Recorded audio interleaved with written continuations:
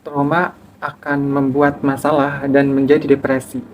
Depresi itu seperti kita berteriak, tapi tidak semua orang mendengarkannya. Hai guys, welcome back to my YouTube channel. Orang tua yang narsistik, NPD, dia akan merasa dirinya yang paling benar, padahal dia bukan Tuhan.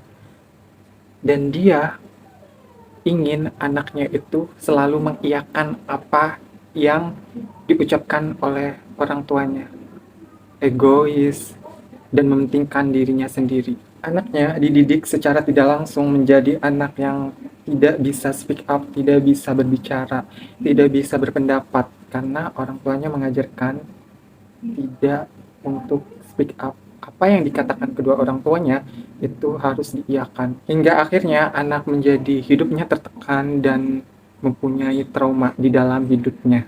Aku merasa pola asuh ini masih turun-temurun karena zaman dulu itu masih menggunakan pola asuh seperti ini.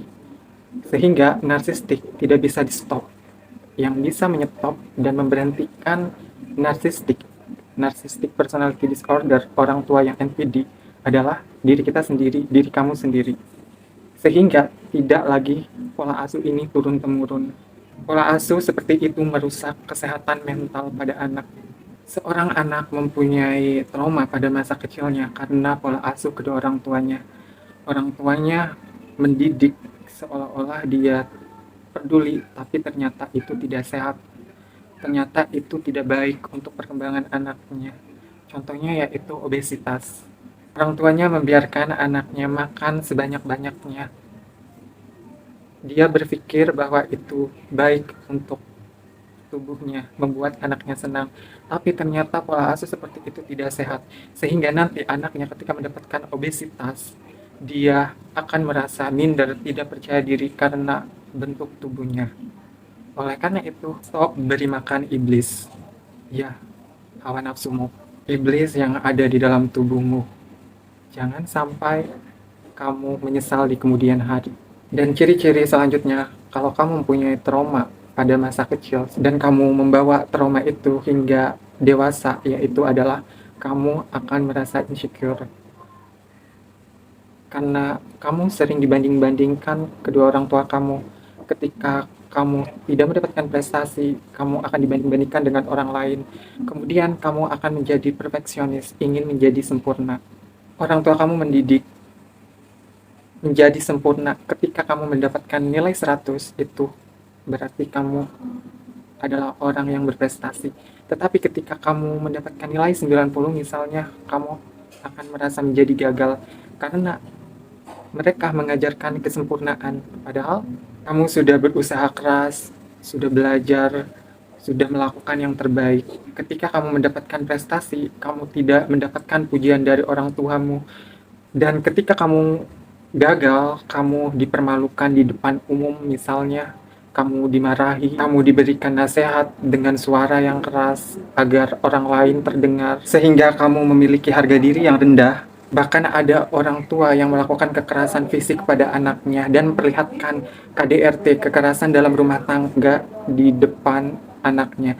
Sehingga anaknya akan terus mengingat kejadian tersebut karena otak dalam anak ketika masih kecil itu dalam keadaan jernih dan dia akan selalu mengingat apa yang terjadi pada masa kecilnya dan akan menjadi sebuah trauma di dalam hidupnya. Ini parah sih, lagi-lagi korbannya adalah anak yang tidak bersalah dan tidak tahu apa-apa. Bahkan seorang anak tidak ingin dilahirkan di dunia ini. Tidak bisa memilih dengan siapa kedua orang tuanya. Dia tidak bersalah. Aku tahu apa yang kamu rasakan karena aku pernah berada di posisi tersebut dan aku mempunyai pengalaman di posisi itu. Percuma kalau kita selalu menyalahkan keadaan karena itu sudah terjadi. Yang harus kita lakukan adalah kita harus mempunyai kemampuan untuk bangkit. Sabar, ikhlas, kita sudah lalui. Kemudian yang kita harus lakukan adalah sadar bahwa kita tidak bisa mengontrol hal tersebut, hal yang sudah terjadi, karena itu di luar kendali kita. Yang harus kita lakukan adalah sekarang, yaitu fokus apa yang bisa kita kerjakan. kedepannya kita fokus untuk masa depan kita, hal-hal yang lebih penting. Kalau kamu tidak bisa mengatasi traumamu sendiri, yang harus kamu lakukan yaitu atasi traumamu dengan cara kamu pergi ke psikiater, meminta pertolongan ahli. Karena trauma itu jangan sampai kamu diamkan.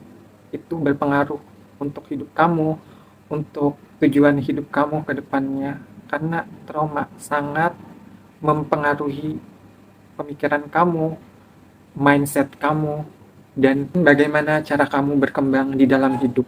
Trauma mengajarkan kita untuk berproses dalam hidup, berhenti melihat masa lalu, berhenti menjadi mental korban, karena itu tidak merubah apapun. Aku bisa sembuh dari trauma karena aku mau. Kamu pun bisa. Kalau kamu ingin sembuh dari traumamu, pelajari traumamu sendiri, pelajari oleh kamu sendiri, pelajari dengan diri kamu sendiri. Banyak platform, Google, YouTube misalnya, kamu tinggal ketik bagaimana cara mengatasi trauma. Kalau kamu mau, kamu pasti bisa. Sekarang memulai untuk mempelajari ilmu psikologi, karena kesehatan mental juga penting sama halnya kesehatan tubuh kita. Melakukan hal-hal yang positif, hal-hal yang kita senangi, dan pergi ke tempat yang menghargai kita.